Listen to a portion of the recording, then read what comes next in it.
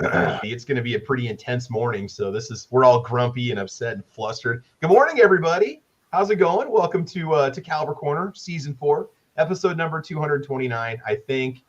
Today, it's a very timely topic. We're discussing the 80% firearm and whether or not it's something you should look into, investing in, the pros and the cons, the ins and the outs. And we're not going to show you or demonstrate any steps in the process, but we'll talk about what's involved in it. What do you need to know if you decide you want to go this route? Who knows, on the eve of whatever the ATF is going to throw our way, we might want to make sure that we are ready and have our freedom.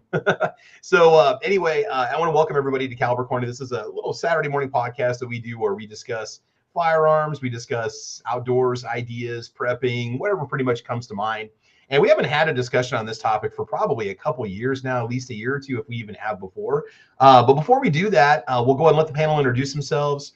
And then I'll make a quick announcement here about an upcoming YouTuber range day that we have coming up here in June. So off to my right, I've got Squibload. Squib, how's your morning going? Are you good? Yeah, I'm good. We got unexpected snow this morning, but other than that, it's all good. So that's weird because normally what we get goes your way. We just got nothing but clear sunny skies. So that should be coming your way soon. We had 55, 60 degrees yesterday. It was beautiful. It's interesting. You send bad weather my way, and I send the future your way. So, pretty much, because you're 1 hour in the future. So how is it at 9 a.m. right now on your Saturday? We're all still here. Everybody's still alive, and it's all. There you go. Yeah, there hasn't been any sort of catastrophe. Yeah, that's good. That's good to know. So if something happens, let me know. So I've got an hour to get ready for it. Okay. Yeah, I'll let you know if the stock market tanks or something. Yeah. Let me know how that episode of the Cosby Show goes. Okay, I'm really curious about that very special episode. Watching the Cosby Show anymore. I don't even know if you can anymore. I'm not sure if that's anywhere to be found. So not after that situation. No. Yeah, it's a popular channel on YouTube though. Go figure. So anyway, so Squibload, what's new in your world? Are you staying busy these days or what? Yeah, I actually have to go to work tonight, so make a little overtime money. There you go. Just doing the juggling act, never seems to be enough time for anything. Doing 40 takes on the same video because I'm not satisfied with it, and then what I publish is still low production value. I gotta quit listening to you because that's happening to me more and more. Maybe it's because I'm getting old and I'm slipping, but I'm like having to stop and start over. It's like a part of it is because I film these at the end of the day after I've been doing my job all day, and then I come home in the evening and I'm trying to think and speak clearly, and it just doesn't always happen. So it's like I need to film these like in the morning when I'm alert and awake and rocking, or do them on a weekend. Just as a quick heads up, I'm thinking about releasing videos on Sunday evening or Sunday mornings instead of Wednesdays, just because it gives me a little more time to get out there and kind of spread them out a little bit, answer feedback and questions and stuff. So if I do release videos, I do at least one video a week, plus the 2 podcasts. For me, it's probably going to happen on Sunday mornings, just so you know, unless we're doing like an episode of Caliber Corner. So, all right, well, Squibload, I'm glad to have you with us, and it's always good to get your insight and any kind of wisdom you can share with us. So I appreciate you coming back every week. All right. I appreciate the invite. Heck yeah, man. All right, off to his right, we got Nice Strike 1. Nice Strike, how's your morning going? You're surprisingly awake this morning. What's the deal? What's going on? I've been getting up earlier. I've been up since like 6:30. Wow. Are you getting to bed earlier or what? Yeah, I'm getting to bed earlier, but that also means that I might cut out of rants and raves a little short. Just happens because he does it later, and I just can't stay up that late anymore. Yeah, the older you get, the harder it is to stay awake. At least I find that. It's getting harder for me to readjust my sleep schedule. So Night Strike's getting old. He's just about 21, so he's catching up to AWAG. So no, I'm older than AWAG. Remember, Travis? I remember a little bit of the Cold War. AWAG does not. He wasn't around then. This is true. AWAG was just a little boy when we started this podcast. So yes, yeah, right. Now our little boy's all grown up. So he's all grown up and working for a machine company. So Nice Strike, you do a Storm and Norman Gun Works out there. I mentioned that earlier. I did get that out there to people so they know. But Nice Strike, you do a show sometimes on Tuesdays. Yeah. It's called the Sometimes Hit or Miss podcast. Is that right? It's called Hit or Miss Tuesday nights, 9 o'clock when I can do them. If I can't do them at 9, sometimes I do them at 7:30 Eastern because just lately, I've been doing the. You've been cheating on me, Nice Strike. You've been hanging out with Sean Connery doing another podcast and not even letting me know that you're not doing a show, even though I center my whole evening around Hit or Miss. I know. I'm sorry, Travis. I'm sorry. I'm going to do a show on Tuesdays. I'm going to call it, We're Hitting It. We're just going to call that show, We're hitting it. We're not missing it. We're gonna call it no hits or miss. No misses, only hits. The Tuesday night podcast. So when you're not live, I will be live. I'm gonna steal your thunder, right? So no, I'm just giving you crap, dude. It's all good. It's all good. Sean's been doing a wonderful podcast. That's his internet has been out the past couple days, so he hasn't been able to do the War Room. So it's pretty bad. You figure he'd had good internet being in Houston, but I know you think he'd be all set. So yeah, no go. All right. Well, guys, head over to Night Strike's channel. He's got a great variety of content. Make sure you guys support Gunstreamer.org also while you're at it. They got a store. You can go buy some swag if you want to support it. If you want to be a member, post your content. You can post your content over there. Yeah. I actually have been working on editing videos. I'm not great at editing, so I'm trying to do better. So I do have more content coming out, especially all that stuff I took at the gathering. So just stay tuned for that. Yes. Heck yeah, man. All right. Also joining us, we got Chris from the 740. So Chris, he's not really a newbie anymore. I mean, he's pretty much a member of the varsity squad now. So Chris, how's your morning going? Are you good? I'm doing great. Thanks for having me on the show. You're getting the chat nice and lively this morning out there. You're sitting there talking to people, getting them all warmed up and stuff. Say, all right, guys, we're going to do this. I do appreciate that. So, hey, if somebody visits your YouTube channel, what can they expect? What are they going to find?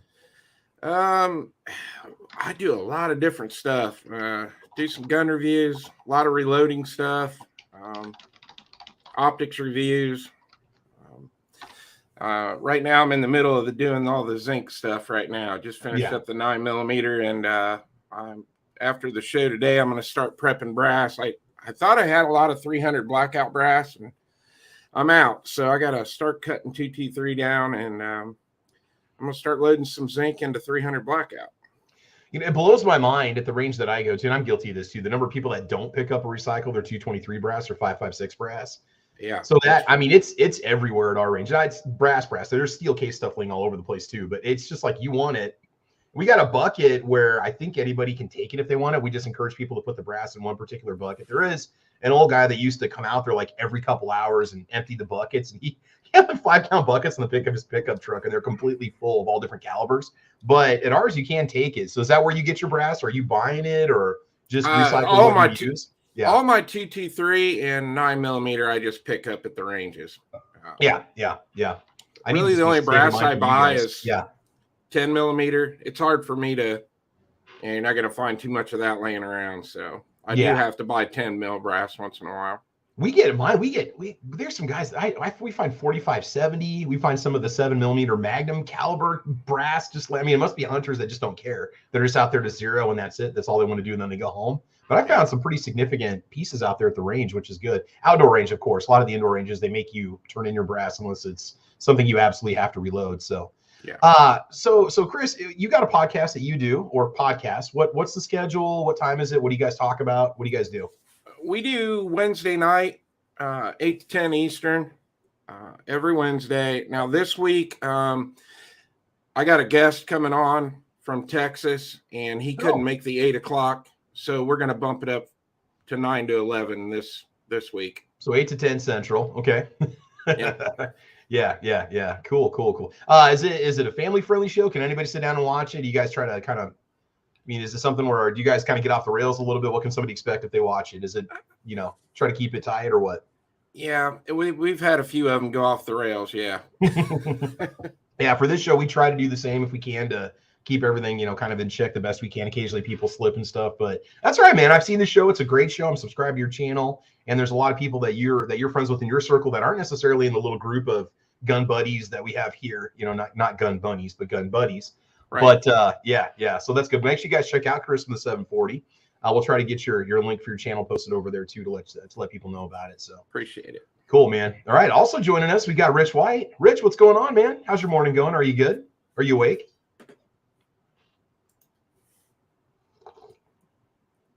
Might be a no. All right. So Rich will come back to you here in just a little bit. You might be grabbing some coffee or something. We'll let you get your intros in a sec. All right. So joining us on the YouTube side, we got Chris out there from the 740. He was also with us today. Tommy Gun, E-Code is out there. CW, Tactical FUD, Tacos and French Fries, Scott 79, Gunmetal Guy USA, Storm and Norman Gunworks is definitely in the house. Duke Liberty's over there. He says, Travis over here producing more great content. Way to go. Dude, I appreciate it. Thank you. I've got a catalog of at least 1,100 videos if you don't count Caliber Corner. So there's a lot of good stuff out there for you guys to watch. It's all free. seasons and seasons of videos for you. YNH is out there also. Fluffy 10mm Jeep guy. Constitutional Republican is watching today. William Trader's out there. I see M. Gabriel, Kingpin. Apparently I'm over there too. So I think that's just about everybody. So we got a lot of the usual suspects. And M. Gabriel was the first one to chime in by saying good morning. Yeah, go ahead, Rich. Yeah, you asked me if I'm awake. I'm so awake, I didn't realize I was muted. Oh. You're like, yeah, I'm here. No, that happens. I was talking, and I'm like, yeah. You're like, what? And I just sit here chatting away, smiling, So talk a little bit about your channel. What can somebody expect if they go there? What kind of shows do you do? What do you offer? Well, you asked Chris if his stuff's family friendly. My show last Sunday was definitely not family friendly. Okay. It's always good to know. Good idea. Yeah. So you got a couple shows that you do. When are they and what are they about? What do you guys tend to cover? Saturday nights at 9:05 p.m. Eastern. We do the wrestling chat, doing the old TBS time. And then Sundays we do This Week Unloaded, which is generally around 8:30 p.m. Eastern because of 7:30 Central. Yeah. Budget was doing his show Sundays, but then he moved it to Mondays, and then you got Scotsman doing his show Sundays. So I do mine at 8. So that's why I do the weird time at 8:30. But sometimes Scotsman will send me an invite, and before, when I had the time scheduled, I wasn't able to jump on. This way, at least if he sends me an invite, I can go and jump on for like an hour before I have to jump out, instead of only being there like maybe a half hour or something, Honestly, a lot of the late shows, I catch them on replay. I listen to them when I come home. I listen to them when I'm on the road. I'm subscribed to like 130 YouTube channels, and a lot of them produce content on a regular basis. And so if anybody here is watching, we try not to do podcasts at the same time, but it just happens. I mean, there's some podcasts that will go 3 to 4 hours. My Thursday night show is typically limited to 1 hour because there's another show that comes on, Sandhills Media's Get Off My Lawn podcast that I'm also part of. And that happens like at 8 o'clock Central Time. So I'm trying to be done by 7:15, 7:20.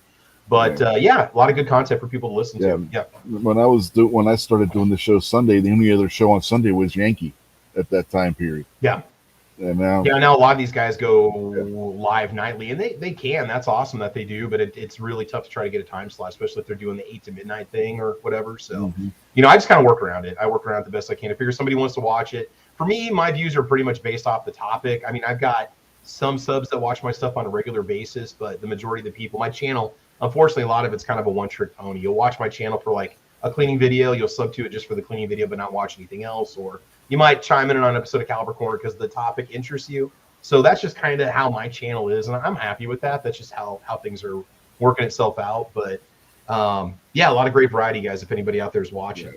But definitely do not watch last Sunday's episode of This Week Unloaded with your children in the room. There were a lot of F-bombs dropped by the host of that show. Oh, geez. Okay, then. Okay, well, we'll keep that in mind. You go into these, you guys got to have an open mind when you listen to these podcasts because you never know what you're going to get. So Rich's show is like a box of chocolates, right? Yep, there you go. Yeah, you never know what you're going to get. Could be dark, could be chewy. Yeah. Who knows, right? Yeah. What set me off was when I got my show taken down for saying statistics from the CDC and the National Health Service in England about the mortality rate from the COVID vaccine. Okay. And then the FDA came out last week and said the exact same thing we said on that show, and YouTube allowed their video to stand, and I kind of exploded last Sunday. I'm gonna have to go back and listen to that. I'm gonna have to just take that sound clip and just post that. So Rich Gone Wild. Yeah, there you go. I was doing my impression of roll call. We'll call it Raven Rich. Yeah, there you go. I was doing a roll call impression from Rants and Raves, but I was sober. Oh God. Hate to see you drunk, but yeah.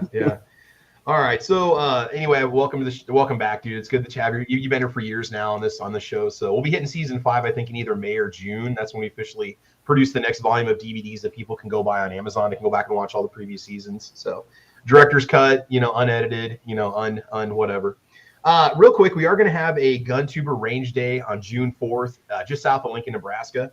It's going to be held at Nebraska Shooters. It's called Thunder on the Prairie 2022. If you're going to participate in it, we do ask that you register by March 31st. It's $25 to sign up. There's some lodging options that are very, very fair for price, and I can give you more details on that. If you're interested in being part of that, now you don't have to have a GunTube channel, or a YouTube channel, but we encourage you to, because the idea is that we can get together, socialize, hang out, do some filming, test each other's guns. We're not going to have like any set agenda for the day. It's just whatever happens. People can have a good time and just do some shooting, chat with each other, hang out. It's only a couple times a year that us gun tubers get to come together in our little circle and actually, kind of get a meet and greet and stuff. But there's a lot of people coming to it right now, which is going to be a good thing. If you want to be a part of that, or if you want to start a channel, or you want to film some content and get a channel going, obviously I'm not going to discourage anybody from coming to it. But if you're just because you just want to shoot for the day, I mean, there might be times where we're trying to like use certain parts of the ranges to make videos and stuff, but that's just kind of the whole idea of a gun tuber day, right? Anyway, if you're interested, you can email me at thecalibercorner@gmail.com, and I will email you back with the link and the password essentially that you need to register for the event. Or you can also email DefenseDad at defensedad1@gmail.com. And DefenseDad is co-sponsoring or co-organizing the event. And we're trying to line up some swag for the people that participate, some giveaways we want to do during it, some drawings, have something for everyone when they show up. I'm going to provide some ammunition for the event to offset the costs, because who knows what gas is going to cost at that price. And only $25 for from a 9 a.m. to 5 p.m. shooting window. And we have everything: steel targets, pistol, rifle, whatever you want to do. We got tons of backboards. We can have some little shooting contests and stuff like that. You guys are welcome to do so. So anyway, if you want to do that, please sign up. It's going to be a good time afterwards. We thought maybe we do dinner and then maybe go hang out at Shields and go restock whatever we shoot that day, or maybe go home with a couple firearms. Who knows, right? It's going to be a good time. So that's going to be happening.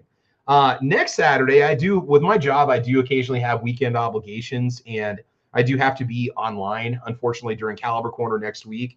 And so I'm probably going to do Caliber Corner either early from like 7 to 8 Central, which I know a lot of people don't like, but it is what it is.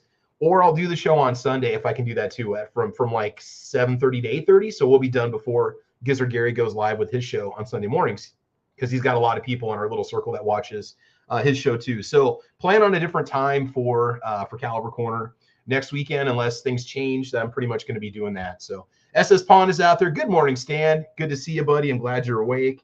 All right, we got through the panel intro. Let's see here. I think we got everything that we need to. Yeah. All right, so we're going to talk about the 80% firearm. Okay, so are you interested in it? Are you not interested in it? Anybody on this panel, you don't have to admit whether or not you've actually made one before. I don't expect you to. Who knows? I might not even do it too. But there's things that we want to talk about if you're going to go into. And I guess one of the reasons why it's a timely topic, and I'm going to be honest with you, I just thought of this topic on Thursday night. I'm being purely honest with you here. And I keep forgetting that the ATF is going to have a ruling coming up, I think as early as April. It'd be funny if it was on April Fool's, right? April or July, there's going to be something popping up about what defines a firearm part and ghost guns and all that crap, right? So it's kind of timely we're talking about this, because we don't know whatever ruling is going to come out and whether or not we're going to be grandfathered with anything we may or may not have. Now, there's a lot of people out there that say, well, I'm just not going to comply. And that's fine. That's not a problem. What scares me is when the ATF does things like goes to the company and they take their purchase records and then they go find those buyers, and then they ask those buyers, hey, surrender this part, or they send them letters, right? You never know what's going to happen. We've seen this happen with Polymer 80. I still don't even really know what's going on in the world of forced reset triggers, because you hear different sides of the story, and then the company comes out and say, no, we weren't raided, and the ATF sends out letters and stuff. So the whole idea here is just get what you want now while you can, because we don't really know what's going to happen later on. And unfortunately, that has driven up prices significantly in terms of some of the components and things like that, right? So kind of what is your feel on the 80% firearm? Everybody has a legal right that can own a firearm to make their own firearm if they want to. So Squibble, and I'm going to start with you. What's kind of your thought on the 80% firearm? Is it something that a person maybe should consider doing, or what? What's your thought on it? I'm okay with. Yeah, go ahead. Well, I'm okay with somebody making their own firearm. It's legal to do. It's been legal since before we were a country. It's something that maybe mainstream people don't think happens, but it does. Now, I'm not talking about felons making firearms.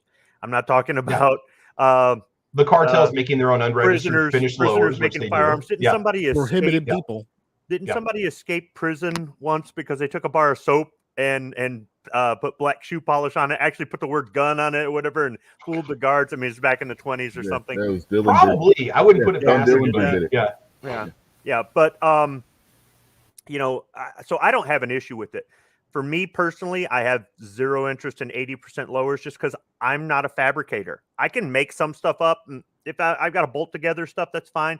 As soon as I'm drilling and milling and shimming, and I'm actually talking with a buddy right now that's doing some work for me on a couple of my black powder revolvers that required some milling and shimming and bluing and carpentry work, all the, I mean, I don't do that sort of stuff. It's just not my thing. I could learn it if I had to, but for me, it isn't worth it. And I understand why people go with the 80%. Plus, it's kind of a hobby thing. If you look at it, it's a legal hobby. It's not like you're skirting the law or breaking the law to have your hobby, right?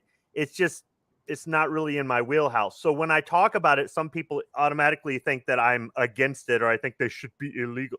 No, it's just not my thing. But what I don't understand is, other than the whole no serial number thing, how is it cost effective to do it? Or it really isn't. We'll talk about that. We will get into that because I'm just spoiler alert, it's not. It is, and not only do the 80% blanks, which we're going to call them that because they're not receivers, because they're not finished. They're 3 times more than a finished registered serialized receiver. You're basically paying more for that freedom opportunity, essentially, and that's just what the market price is because it is what it is. Because you're not going to save money at all. Well, the closest I can look to it is the whole reloading thing. I've had people tell me I'm never getting into it because of how much money it costs, and it's like eventually it does pay for itself. So that's like kind of the way I'm looking at it. So I'm kind of interested to learn, not because I'm going to do it. I just don't have any interest in it, but just to understand better, to be a more well-rounded Second Amendment advocate. There you go. Yeah. And because you can. And I will admit this, the first time I assembled my first registered lower, I bought a lower in Anderson. And the first time I actually assembled it and put it together and took it to range and shot it, that was just a really cool feeling. It was like I built something. I know it's not a big deal. Anybody can do a lower in 20 minutes, right? But it was kind of cool. It's like, oh, this is like the first time I reloaded my ammo and pulled the trigger the first time. It was a really rewarding feeling. It was fun. I enjoyed it. I enjoyed doing it. I enjoyed the relaxation of the process. It was neat to have something. I mean, I'm a car guy, so it's like fixing your car and having it work when you get done fixing it, or building something from scratch. It really is a lot of fun. But it's also a lot of work, okay? Because I may or may not have assembled 80% lowers. So that's pretty much going to be my stance this whole time. But I'm speaking from some experience that I may or may not have. But yeah, Squib, we're going to talk about, we're not going to show the websites, but we'll talk about what, we're looking at for cost, because it can be. We don't have to show them. We can just name them. People can go and Google it. Yeah. They can go check it out. They got a couple different websites they can go to. So I like your car guy analogy. Yeah. I do. I like that because I feeling of accomplishment, If you can do a brake job on your car, you can put together a lower. Because people said, man, I don't want to get a bare lower because it's too hard to put the trigger and everything. And it's like, no, it's not really that difficult to do. And you're not breaking the law. It's not illegal to take a strip lower and put all the components in there. But I've had people say, oh no, it's just too much. And it's really not. So the car guy analogy, I think, is a good analogy on that. And yeah, it is kind of satisfying when you're working on a car and you get it done and maybe even you save some money. You do, yeah. And whatnot. Yeah. But I will also say this, as I get older, yes, I don't even want to do that. Hunching over a hood for like 3 hours, to change an alternator. No, I mean, you feel it the next day now. But yeah, back in the day, if I did any kind of a minor repair and I could keep the car out of the shop, but there's things where I'm like, I don't even want to bother with it. I did a Jeep video on replacing the rear leaf springs and the shocks on my Jeep. And, my Jeep was 20 years old. There were some very heavily rusted bolts and stuff underneath. And I'm like, I ain't going to bother. I'm going to take it into the shop. I got blasted by so many people in the comments on there. They're like, oh, it's just 20 minutes of work in my place. Well, it took my mechanic 2 hours to do the whole swap because they had to be careful with the bolts and aligning everything and putting everything back together. So it is. Anyway, I don't want to go off on that tangent. But I do want to kind of prep people for what you need to understand if you go into an 80% build. There's some reality that comes along with it. And I just want to let people know, before you invest the money in doing this, there's some things you need to think about before you go into it. I'm going to cover all those little caveats when we get into the pros and cons. But you got a good point, Squib. And I enjoy it because it's a feeling of kind of accomplishment when it's done. If it runs, it's even cooler. It's like, oh, I made this. I took this chunk of aluminum and made it into something functional, and it's mine. And I think that's a really cool thing. It's that heritage we have as gun owners in the origin of this country, right? It's kind of something that's in our blood, essentially. All right, Nice Strike, what's your take on the 80% build? How do you feel about it? Okay. Here's how I feel about it. And I'm not afraid to say that I may or may not have made a couple already. Okay, I'm not afraid to say that because, well, who's going to come look? Is the ATF really going to knock down my door? I think they got better problems and more other people's dogs to shoot. If they want to, they will. They'll go to the place you bought the parts from, and they'll find out about you, like they did for Palmer 80 owners and stuff like that. They will find out if they want to. That's the reality of it. And if they want it that bad, then fine. But but luckily for me, I don't have a dog they can shoot, so I'll be fine. Yeah, exactly. But I do, and they won't. So yeah. But the point is, have I made a few before? Yes. Do I want to make more? Yes. Do I recommend people go out and buy some and try making one? Sure. Try something once. If it doesn't work out, then you can say, okay, I'm no good at this. I'll just buy new ones. And here's the thing, whatever you have, you can resell, and you can resell legally, and it will bring its near purchase value just because of the cost of doing this nowadays. Yeah. Here's the thing. Our horizons don't broaden unless we go out and try something once. Try it once. If you find out, like Squib said, he's not good at, tools and whatnot, then don't do it. But, if you do go out and do it, and you find out that you like doing it and you want to build more, then go out and build more. I mean, it doesn't hurt anybody to try something once. Exactly. And when it's done, if it works, that's always a good feeling, but be prepared in case it doesn't work. So be prepared in case it doesn't work. But I'm of the opinion is, if you haven't done so already, go online, order a couple of 80%, order some kits even, to build them up. Try it out. Have fun. If it works out, great. If it doesn't work out, well, then you found out that you're not good with tools. So, just buy stuff. But, it doesn't hurt to go and try is my whole rant on this. And I do support anybody going out and making their own guns, as long as the person is you can legally own firearms. So I'm not going to say, we're not saying if you don't. I'm not bad guys don't care and they do it. I'm not telling felons or prohibited people to go out and do this because honestly, if you're a prohibited person, like first you should be looking at seeing whether you're good enough behavior to get your records expunged first before doing anything. And if not, then wait and be good. And if you can't get it expunged, well, then just forget about firearms. That's life. Okay? That's the hand that was dealt your way, or the hand you drew when you screwed up, right? That's all on you. Okay. Yeah. But if you're a legal citizen, I'm going to say this: you have the right to build a firearm until Biden and the ATF say you don't. Well, at that point, you can still sit and wait. I wouldn't do anything rash because all this stuff always goes to court, and then they leave it murky. You never know if something's legal or not for the next year or two. I have it on good authority. I have it on good authority from not only from several companies, but a lot of the two-way foundations, like the 2AF and GOA, that once that legislation goes into play, there is going to be one hell of I have to censor myself. Poop show, a poop demonstration. Yeah, there's going to be one hell of a poop show where a lawsuit the likes of which you haven't seen before. Yeah, because this doesn't affect just yes, it affects part of the firearms community. Yes, it may only be like 15% of the firearms community overall, or just 15% of firearms owners overall of the 100%. But it's a big enough change from what we've had in the past to the point where it's going to take a lot of people off. It is seriously going. Oh yeah, if you look at how much money you invest in one of these things, you're not about to give that property up. I mean, it's way more expensive than when you get into it completely. It's more than a bump stock. It's way more than a lot of the things that they've tried to take away from us. So for different triggers and stuff, we're talking about kits that can cost you $700, $800, $900 just to get into it. Right. And people aren't just going to give up their property without. Well, they're not going to give it up, or if they do, they wouldn't do it without due compensation, which the Constitution says we're supposed to get when they want to seize our property. But as it stands right now, there's nothing in the NFA or any other law that's existing that has anything that's even close to saying you can't manufacture your own firearm for personal use. They just have guidelines you have to follow once it is. There's just guidelines. Firearm. Yeah, right. But there's no precedent. There's no 80-year-old law that they're like twisting, right? Yeah. So they don't have a strong leg to stand on, but we know that they do what they do, right? But we'll I'm not trying to make this sound bad, but we'll just dump machine guns on every person in the Ukraine and let them arm themselves to the T to defend themselves against invading Russians. But if I want to defend myself against invading bad guys in my home, I don't have the same right.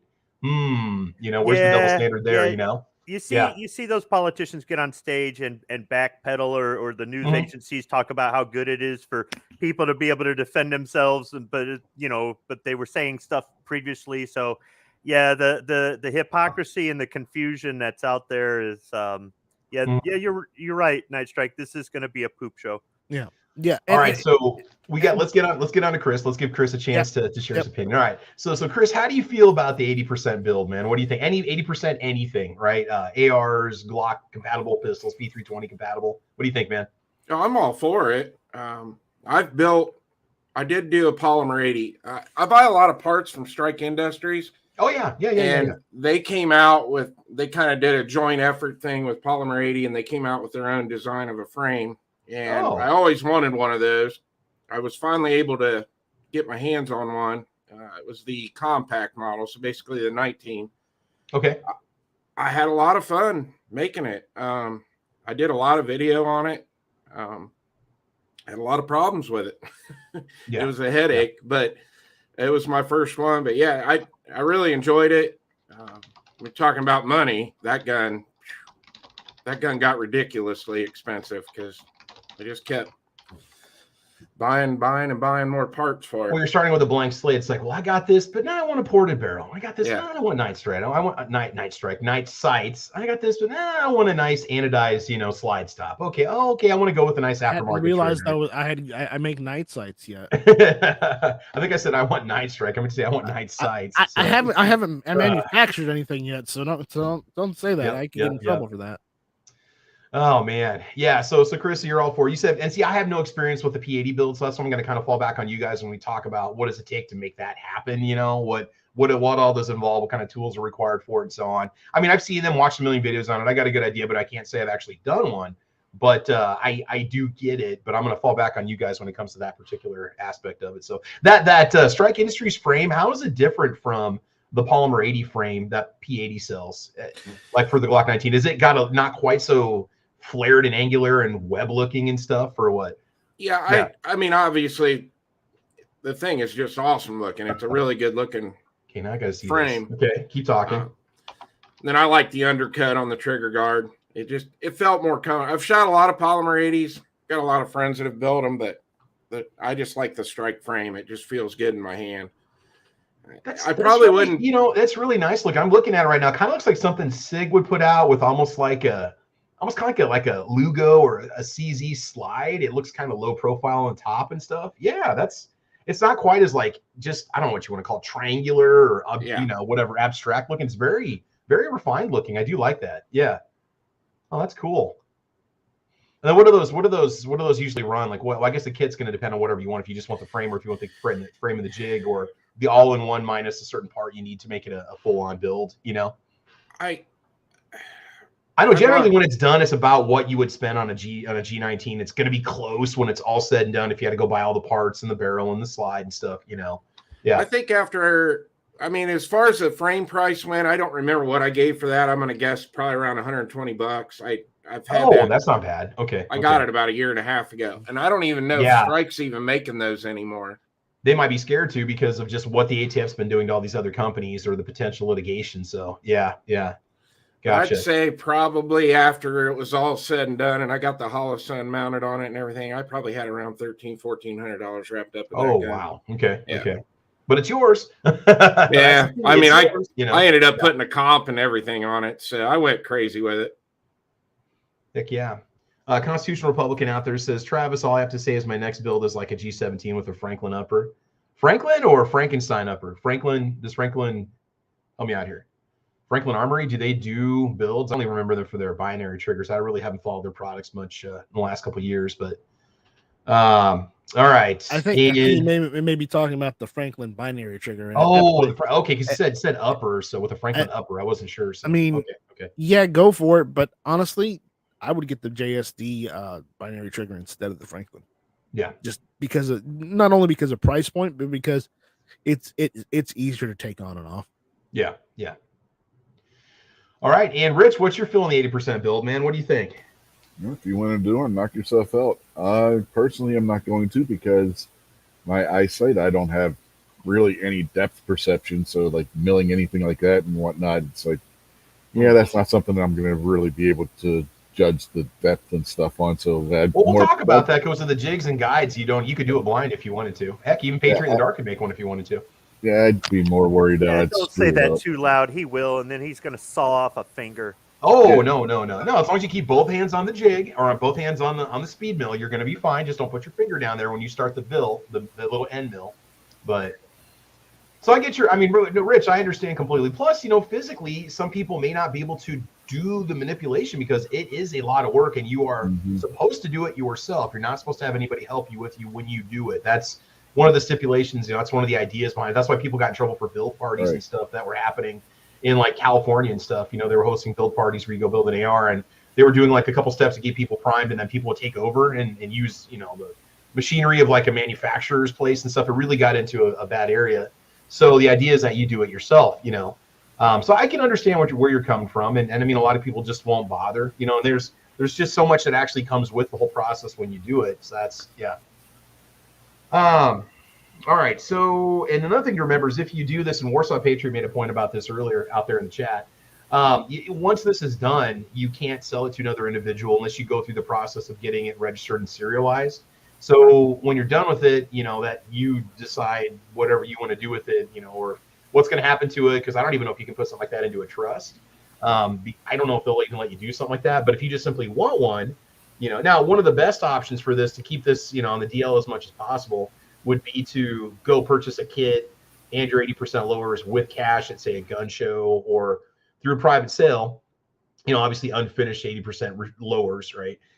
So that'd be one way that you could keep kind of things off the books, off the records. But for a lot of people, they're just going to buy stuff online. Now, even though these companies say, we're protecting your rights and we're not going to give up our customers. I guarantee if the ATF showed up at some of these companies and threatened to imprison everybody in the company or charge everybody with conspiracy or whatnot, they would give the records up, because we saw that happen with a few other companies. And the companies come out and they say, no, they didn't get our records. And then there's like 20 videos on YouTube saying these companies got busted. So you never know what the truth is. So it's always kind of a weird, area. So Sketchy Roll says a wood Glock would be awesome. There's somebody out there that did a wood AR-15 lower. They actually made their own lower out of wood. They put a fire control group in it and everything. It's pretty cool. If you look it up on Google, you can find it. It's pretty sweet. So, all right. So talking, what do you actually need when you do this? Now, just the experience that I may or may not have could involve possibly or possibly not buying a kit through 80% Arms. So essentially, you're going to have to start off with what I believe the ATF defines as a 80% blank or a receiver blank, which is not a finished firearm. Okay, it's a piece of aluminum. It's essentially a paperweight, right? So you're going to be getting yourself a lower, a potential lower receiver that is not going to be finished, right? So what you're going to essentially be doing is drilling and hollowing it out. So if you're going to do this, some of the items that you're going to need, I highly recommend from the start, if you have it, it may or may not make the process so much more painless, a drill press. Just because, I'll just say this right now, when you watch the videos for these things, they do these videos in 5 minutes. They say, oh, you can do this in 30 minutes or less. No, you absolutely cannot do it in 30 minutes or less. I'd love to see somebody Travis one. Yeah, go ahead. Travis, a drill press will work, but I would say before a drill press, you need a bench vise. Oh, yeah. Well, first of all, you have to have something to hold your jig, which is the frame. You need some sort of vise. Receiver into. Attach that to when I say the press, we're just assuming you're going to have something to keep it in place. I mean, that's just, it's not just going to sit there on its own. You have to have something to hold it. So be ready to get a vise. You got to have some sort of a vise to put it in, right? But in lieu of a drill press, you need a vise. And if you got a vise and you've got a hand drill, that'll work too. Just be very, very careful. Well, and go slow. The actual milling and boring out of the receiver, can you do that with a hand drill? I don't think it's possible because you have to use the bit. You have to have the mill bit. You can use a hand drill. You can it depends on the type of receiver. If we're talking like if we're talking like say the polymer pistol receivers, okay, you can use a hand drill, no problem. Just remember to go slow and follow all the instructions that come with the 80%. Okay, 2, you can use a drill press. Drill press will make it faster, but you still have to go slow with the drill press. Yeah, but when you build an 80%, it's a lot less rush. demanding on you. I'll say that also right now too. Yeah. Go slow. Yes. Second, yes, Travis, you can use a hand drill if you want to complete an AR-15, receiver. You can use a hand drill. It just takes extra time. Normally, what you do, and if you don't have a drill press, you use a router. You use a router instead of a hand drill. You can do it with the hand drill. I've done it before. I've had friends that done it before. So the first time that I may or may not have made mine, I may or may not have used a hand drill to drill the primary hole, okay, that goes right down the center of the receiver. That takes a long time in itself. That's why I highly recommend the drill press, because it's physically less demanding than standing there for 4 hours and doing this process. I'll just say that right now. It's not super easy, right? So you drill what you essentially start off with, and you use the drill press. Okay, it's going to go quicker if you use the drill press. I also think you're going to have much more straighter, accurate drilling if you have it mounted and you use a drill press. I'll just say that off the top right now. Yeah, and so Nice Strike's got a good point. And so what I may or may not have used would be a speed mill, is what 80% Arms calls it. And it essentially has a bit, and you're going to have guides. You're going to have different layers of depth that you're able to do with each pass as you slowly hollow out the inside of that receiver.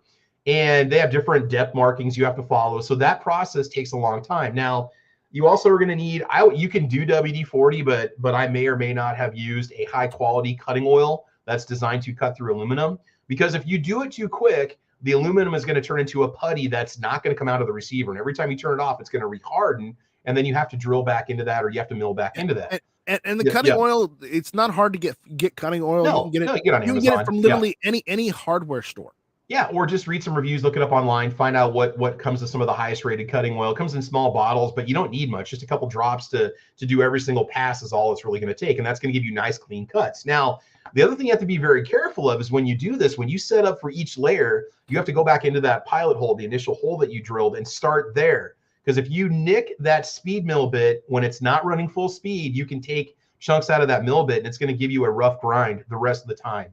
And these bits run $50 to $100 each. And what I may or may not have experience with is ruining a bit every single time I made one of these AR lowers, right? So you can't, and I may or may not have tried the more expensive bits and may or may not have had good luck with those bits, right? Yeah, Tap Magic is absolutely fantastic. That's the stuff that I may or may not use, right? Yeah. So I'm just going to keep saying that out there, because who knows if I made one or not. Which is totally legal, but me being a YouTuber, I like to, kind of leave people wondering. So, but this is definitely what you want right here. That's the stuff that I may or may not use. So Tap Magic's good. It comes in a plastic bottle now, and a lot of people on Amazon complain about it. When they get it, it leaks out of the bottle. If you can buy it locally at a hardware store, I highly encourage you to do so. This is the metal can version. So Constitutional Republican says taps and dies are not cheap. Yeah, that's the thing. The die itself, the actual bit that you use, they claim you can get, you can make 3 or finish 3 lowers with one bit. That may or may not have been my experience, and chances are it may not have been my experience. So, and with every pass that you do with this mill, you're going to be getting aluminum shavings within a 5-foot radius of what you're doing. So you need face protection. I usually may or may not wear a face covering, like an actual shield over my face to keep the potential aluminum shavings out of my face. And you definitely want to wear ear pro, because a speed mill grinding into aluminum can be a fairly noisy grinding experience. And so you keep that in mind. So what happens with every pass is that you have to clean out these shavings. You got to clean out the oil so you can get back into it, and you're not re-grinding stuff you've already ground through before. So that procedure, it takes hours and hours and hours. If you want to do it right and you want to be very careful with it. And when you get done, you still need to clean everything out. So the jig is designed to hold the potential receiver in place, and it shows you where all the holes have to be drilled. The instruction manuals do a wonderful job showing you, what you have to do. So Eduardo Espinosa says, what about a bit sharpener? Well, if you take enough of a chunk out of that bit, I don't know if you can possibly grind it down to a point that you're going to be able to bring back the original edge. So my experience may or may not have been to replace that bit with every single lower I may or may not have ever made. And also, when you get an 80%, sometimes some of them come with jigs, okay? And make sure to check the instructions for that particular 80% with the jig, because sometimes it's where you have to drill a hole, and it's just like one hole for like either a pin or for a selector or something, make sure you read the instructions, because sometimes the instructions will say drill on one side of the hole and then don't go on drill the through. then go on the other side of the hole and drill the other side on the jig. Otherwise, don't try and drill all the way through unless the instructions tell you to, because if you do, you could ruin the hole. Yeah. And you definitely want to follow the instructions on these things. That's one of the nice things about the press. I believe you can be more consistent on both sides if you do so, because you're keeping the settings exactly as it is. You're just flipping over the jig and going from the other side. Now, another problem you can run into is if those little holes for those pins for your fire control group are just a little bit too big, you can have pins that will start to walk out. And so you may need to look into an anti-walk pin kit. Now you can say, well, if that happened, your stuff's out of spec. Well, that's just how it may come from the manufacturer. Well, you don't have a choice, right? Either you got either if they're just slightly larger than the holes, the pins, you have two avenues. One, you can get the anti-walk pins and no problem. Yeah, that's what I just said. Yeah. Two, you can get oversized pins, trigger and hammer pins in the case of an AR-15 fire control group, and you may have to get oversized. And you can look for them; they're out there. You can get those too. But those can be a pain to try to drive through the actual components themselves because of the tight tolerances. I would rather it'll be a little tighter, yes, but the oversized may work. But again, if you want the quick and easy, anti-walk pins. And I can't remember the actual name of the part itself. Squib, you might be able to help me with this. It's like a little cone-shaped bit that is used to kind of take the rough burrs off of metal. When you're done with it, you put it in the hole and turn it. Yeah, you can actually chamfering. It's a chamfer. Yeah, you can get just a little. You can do it with just your hand, and you can just take off those little nicks and smooth it out so that it's going to work. So everything's going to fit perfectly, and so on. Yeah, you can get a chamfer bit that'll chuck up in a drill or a drill press, or you could get a hand chamfering tool that has a ratcheting action on it as well. Okay. Yeah, and it doesn't take much. You don't want to overdo it because you're going to be putting pegs in those holes, and if the holes are too big, then the pegs are just going to slide out. So the experience I may or may not have is to install an anti-walk pin kit, which has another $30 to the process. The kits themselves, an AR-15, if you get a kit with the 80% lower, with the speed mill, everything you need right now from 80% arms, you're looking at, if you want the one receiver kit, it's going to be $569. Now, the jig is reusable. The components and the hardware can all be replaced if you break something or lose a screw or whatnot. All those parts are available. So, I mean, it is a massive investment. But if you're going to do a bunch of these, it'll slowly start to pay for itself. But at $100 for one 80% lower, which is what 80% arms is getting for an 80% blank right now, it is a bit of a steep investment to get into. But it's the idea that you can try it yourself. You own this gun. You made this gun. You gave birth to this firearm essentially that didn't exist before, and that's a very rewarding feeling. Again, not to get too deep into the philosophy, but the idea again of making guns is in our blood. So that's what you can run into. There's the time, the mess. Again, I sound like a whiny little kid, but this is the reality of making one. So what I may or may not have done would be to put a plastic drop cloth over the vise, and then it spreads out around the area so that it's easier to clean up those shavings when you get done. Also, you're going to get them all over yourself, so be ready for that too. Make sure you're doing this in an area where you don't mind leaving aluminum shavings all over the place. I'd highly recommend a garage or a shed or a shop or outdoors if possible, because the potential for little kids eating these things or animals eating them could cause issues, cats or whatnot. So it is a very messy process, but when it's done, I totally feel like it is 100% worth it. Now, Warsaw had suggested, the 3D printing of the lower receivers. I don't know if you have to 3D print an 80% and then grind it out yourself and finish it, or if you can, in fact, 3D print a finished receiver. I don't know if you can do that. I'm assuming you'd have to do an 80 and then hollow it out in order to follow current law, but who knows what people do, right? So anyway, that's what it involves. And the experience that I may or may not have had is that it takes, even on the second, third, or fourth that I may or may not have done, it could possibly take you up to 3 to 4 hours, and then there's a cleanup afterwards. And then you still haven't even built a firearm yet. You just finished your own receiver, right? But when it gets done, it can be a very, very rewarding feeling. Chris, I'm going to circle back to you now. Okay, sound like Jen Psaki here. Your experience with the P80 then, what all did it take? Tools, time, Dremel, drill press, hand drill? What did you do? What was all involved in the P80 build? So I've got the drill press that you mount your Dremel in. That's what I use to draw up my holes. The worst part with the Strike Industries frame is they call it the droop. So on the front of the frame, it has a real bad droop in it. So you got to be super careful with that. You've got to lock it down in a vise and then take another vise, start heating that with a heat gun. And don't Is get that just a manufacturing defect or yeah. what? Yeah. Oh, okay. They never addressed it or fixed it. They just let it go. Yeah. Well, that's sloppy.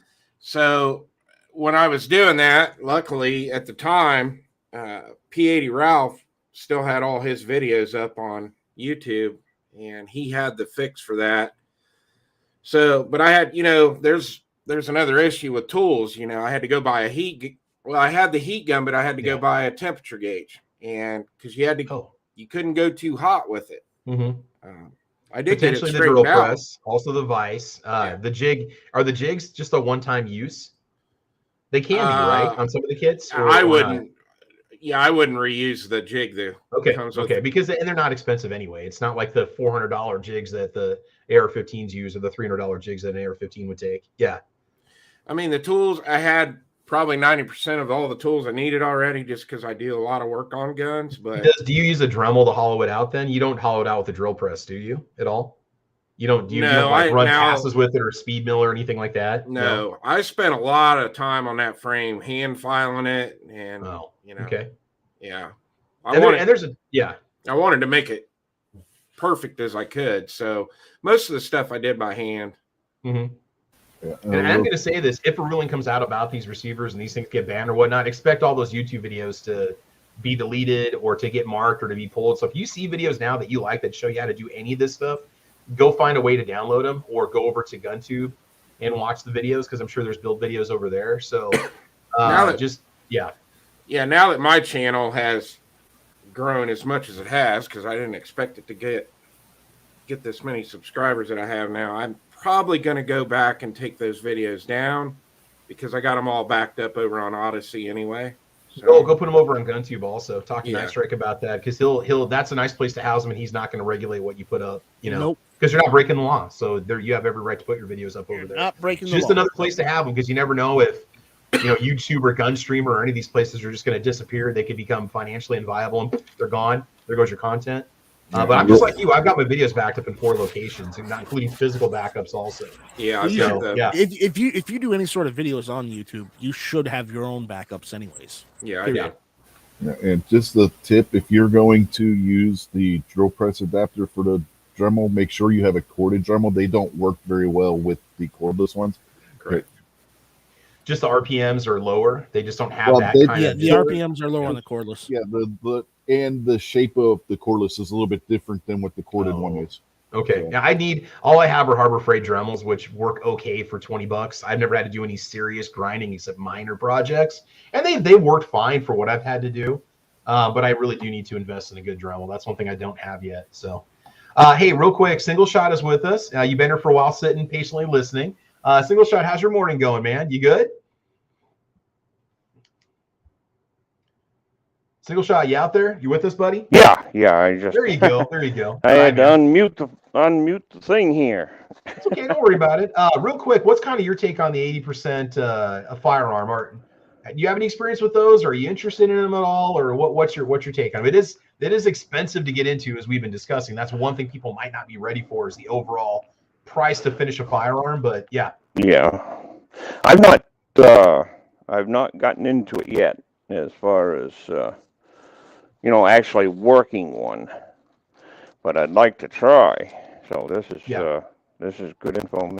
It's good info here. I've got a drill press, and I also use a machinist vise on the press.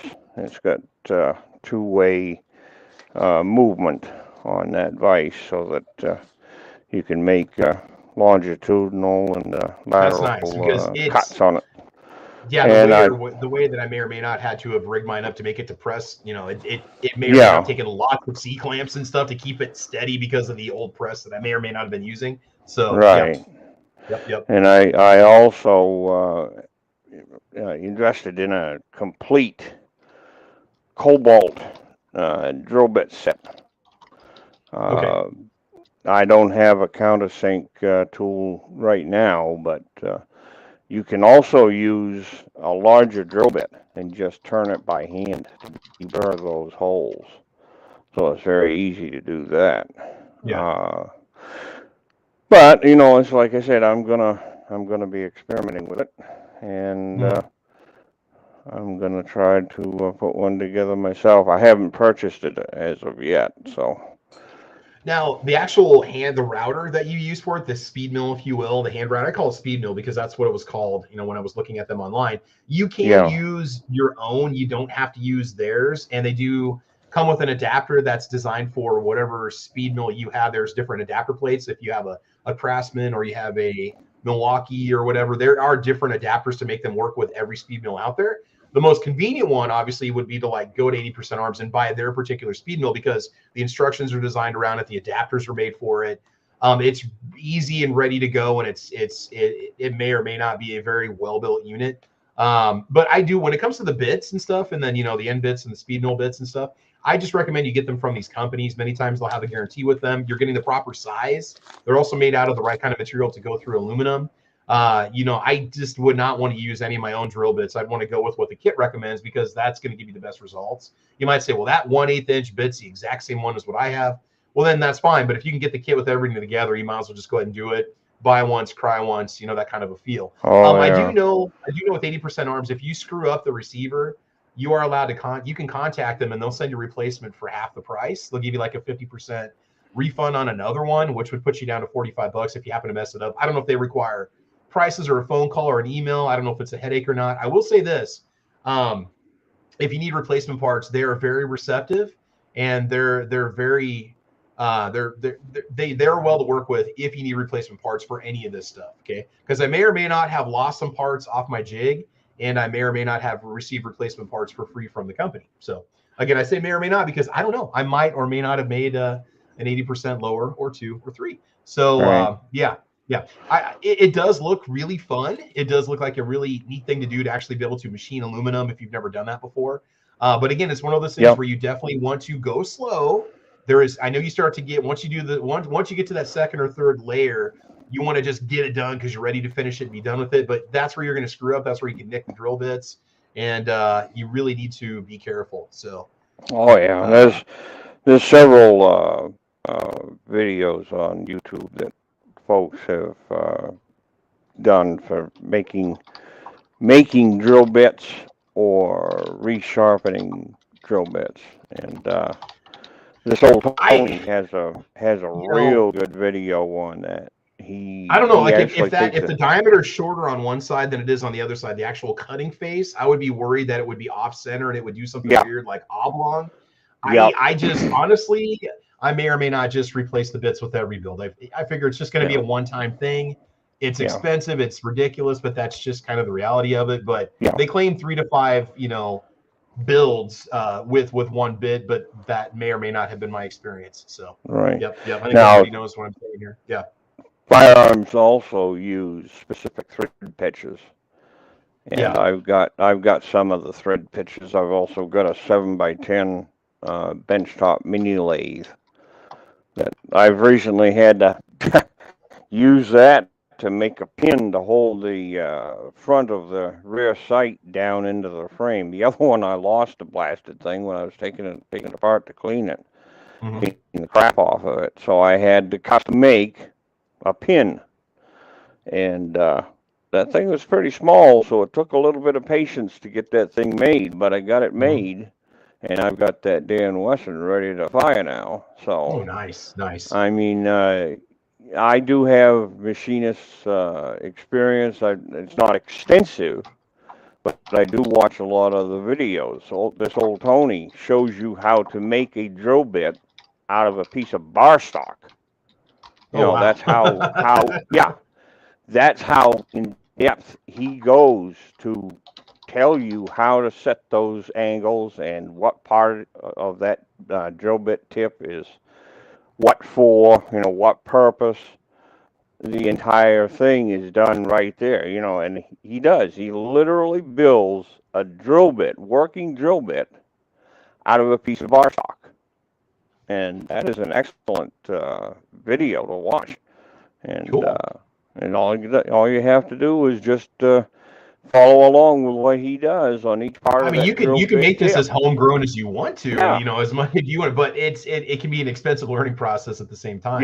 Yeah, because he does have a milling machine, and he does do some milling on that. But it can be done, and I was pretty amazed. He actually got that thing to drill mild steel. A piece of bar stock drill bit that he made, and the thing is drilling mild steel with it. So he knows what he's talking than what about. You're buying commercially. So yeah. But cool. I just have to emphasize on, what the other fellows have been talking about is taking your time, following the instructions.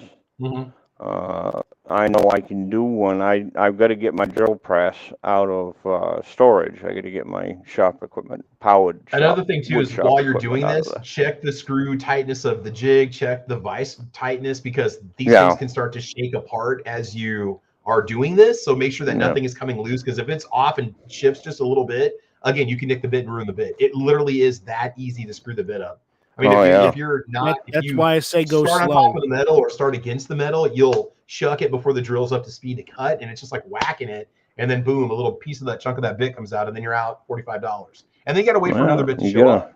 So you got to really make sure. Take your time. Yeah, make sure everything is secure. Every couple passes, make sure you check all the bolts and screws. Make sure, just don't over tighten stuff, but just make sure nothing's coming loose. Especially the little washers that determine the height, and then also your plate that holds the speed mill in place. So yeah, that's something to keep in mind. Now the jig itself, go ahead. You got to make sure when you're cutting those holes with the drill bits, you got to make sure that you've got your piece of work that you're working on. It's got to be laying flat against the table. Then and the nice thing is that the jigs keep everything level. That's one good thing about it. But if your table's not level or your vise is back at an angle or forward, you're going to be trying to go into an angle, and it's really at an angle. That's what I'm. They do include a level. I know 80% Arms gives you a little bubble level. You can sit down to make sure that it's flat before you start doing it. So you can make adjustments if you need to, and you can lock everything into place with your vise grip and then also the jig. One thing about the jigs, real quick, the jigs that I've seen at 80% Arms are actually made. They're relabeled or repackaged or resold by 2 or 3 other companies. So you might see some different price points, but I think some of the companies give you a few more accessories than others. That's kind of how they stay competitive, because you can buy a more bare bones one that won't work with an AR-10, or you can get the AR-15 jig with the AR-10 compatible. See, here's the thing. If you buy the complete jig from 80% Arms, you get an adapter to do an AR-10 if you want to, receiver to do a 308, or an AR-15, okay? Or also you can do a AR-9, if I'm not mistaken. I think you can do all 3, or there's an adapter to do an AR-9 grind. And so all the settings and everything are already there for you. It's just a matter of having to change the depth of the speed mill bit every time you do a pass. And so that's something that does take a long time, but you definitely want to follow instructions and keep everything clean the whole time that you're doing it too, because those little bits and shavings can start to build up, especially towards the rear of the receiver as you're doing it. So you definitely want to keep that in mind. So, well, especially with aluminum, you got to keep those chips away from your work area anyway, because if those chips get caught up in your hole that you're trying to drill, you're going to gall the metal and screw it up. So my experience is that you definitely want to have a shop vac on standby, so you can suck those little shavings out of your whole work area, because it quickly turns, and even just a little tiny pass is going to give you a little pile of shavings. It's amazing how quick those little mini grains of shavings can start to add up. So now I want to go through some pros and cons of this whole process, and I'm not trying to discourage anybody from doing it, but let's say there's rumor that a ruling is going to come out that you may be grandfathered in with whatever you've made so far. So suddenly there's a rush of people trying to buy stuff, and you're like, screw it, I'm gonna drop $1,000. I'm gonna buy everything I need. I'm just gonna go ahead and do one. This is kind of what you're gonna run into. So pros. First of all, you're able to make your own receiver legally, right? I don't know if there's any state regulations on that. You have to obviously follow whatever state regulations say you have to do when the firearm is finished, right? But the fact you can make one is a constitutional right. It's a right you have, an ability that you have. There's no laws against it, like Squib said earlier. Also, if you purchase it through certain channels, nobody knows and nobody has to have the business or the right to know that you actually own it, because you can legally own it. So there's this idea of anonymity, that you've got something to protect yourself, even if there were a government confiscation. If you purchased it and going through the right channels, there wouldn't be a purchase record of it. If you did it, say, with cash, and you did it at a show where it's legally bought, everything's totally legal. There's nothing illegal about it. If you can legally own it, you can have it, right? Because you should be doing bad things with it anyway if you're a good person, right? And so that's something about it too. You've got that. Now, again, what scares me is when the ATF's raids, if that's ever really happened, I don't know, some of these companies, and they go after the records, and then they track down the customers and either show up at their door or send them letters.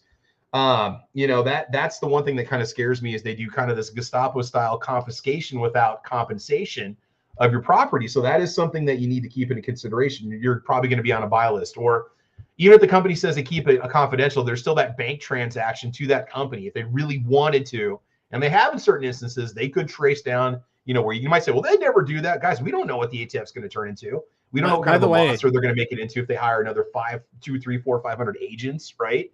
So keep that in mind. Yeah, nice, Rick. That whole confiscation thing, plays into one of your constitutional rights being violated too. Yeah, you can't have it confiscated without at least a receipt, just compensation, which has not happened in anything firearms related that I know of. No, they've only taken and taken. Yeah.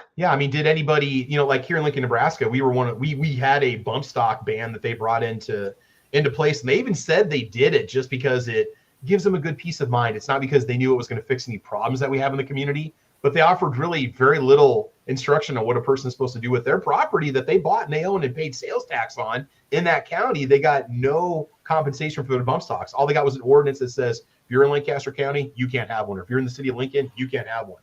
So that's what they do. Okay. So and the federal government didn't do anything. They said either turn them in or destroy them.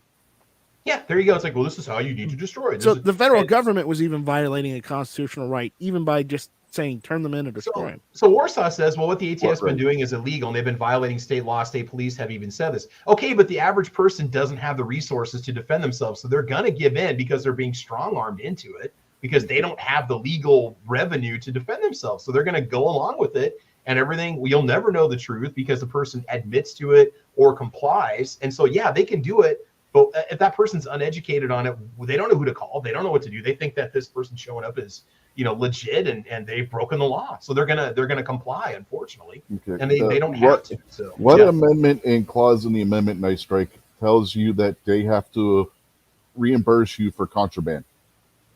The fifth one. No, it doesn't. Property. No. If you read the whole clause, and this is what you got wrong before, that is for public use. That is the eminent domain clause. That does not apply to contraband. I don't see how they can confiscate something that doesn't belong to them anyway. Contraband is a military concept, not a civilian. No, it's not. Contraband is not a military concept. Contraband is anything that is banned by the government. It doesn't matter if it's military or not. That's why prohibition, they did not have to compensate people for the destroyed liquor that they were going in and destroying because it's contraband. Rich isn't arguing whether or not it's right or wrong, whether or not he agrees with it or not. What he's trying to do is trying to arm you with knowledge. He's trying to explain that whether you agree with this law or not, this is what the law says and this is what it means.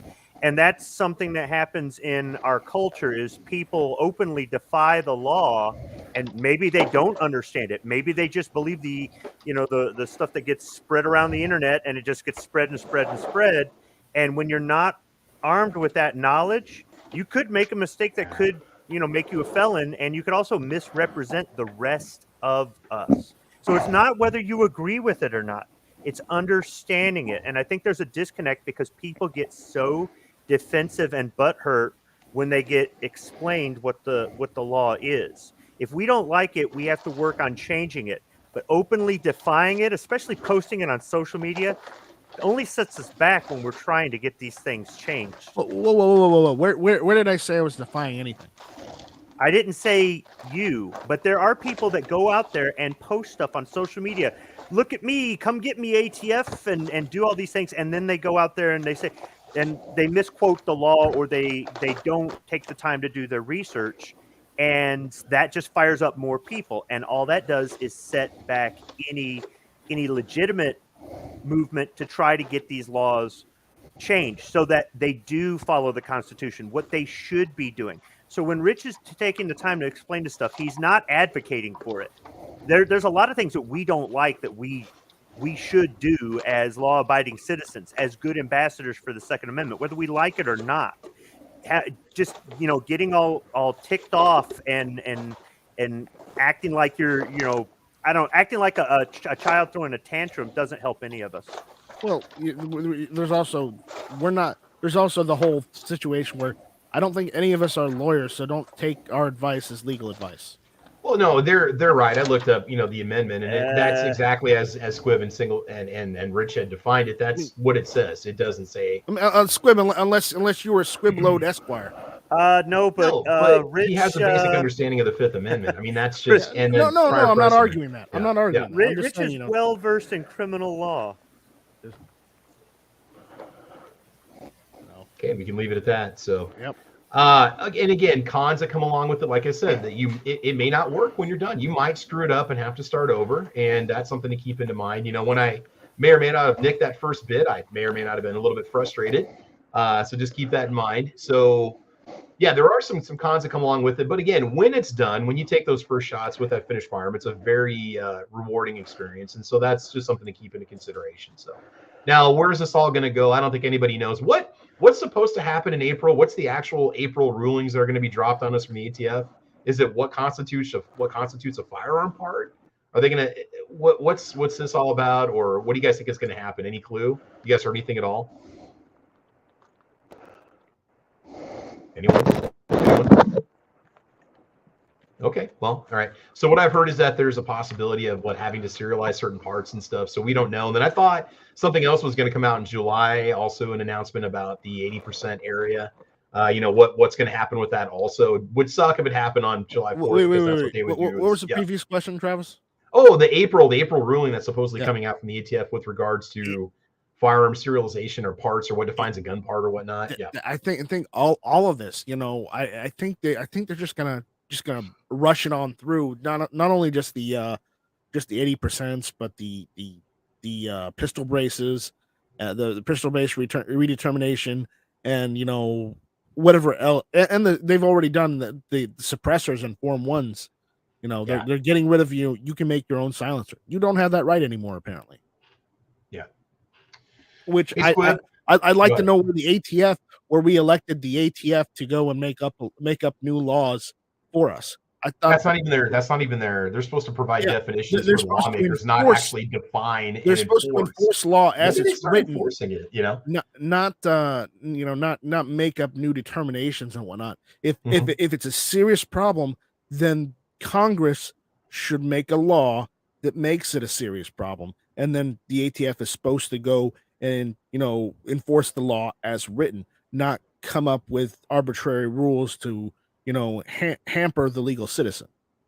Yeah, they're supposed to suggest definitions. Now, is it within the ATF's right to do raids like we've seen them do, or to do raids on illegal gun trades, or can they do the raid itself, the actual? Because you see the jackets going in and out of these businesses and carrying out the boxes and stuff. That's within their legal right, yes or no? If companies broken the law, yes. Yeah, but again, they're making these determinations and then raiding. Yeah, okay, so they can do the actual enforcement itself of the breaking of the law if they need to. Yeah, that's one of their jobs. They are a law enforcement branch of the executive branch of government. That is part of what they are supposed to do. That's why they're under the Justice Department. They can raid if a law has been broken and they see that a law has been broken, but it's not their job to institute new rules, policies, and and laws. That's the point. Yeah. That's what I was getting at. Yeah, and this regulation, because it's not legislation that they're doing, it's regulation that says that you can't make your own handgun. That is a blatant violation of their mandate, because they do not have the right to make new law, which is exactly what they're doing. They're not even reinterpreting law. Like, if you look at the force reset trigger, they're reinterpreting law to say that that's a machine gun. Right. With the 80% lowers, They're creating new law from whole cloth, and that they absolutely do not have the right to do. And with the solvent trap suppressor situation, they're doing the same thing.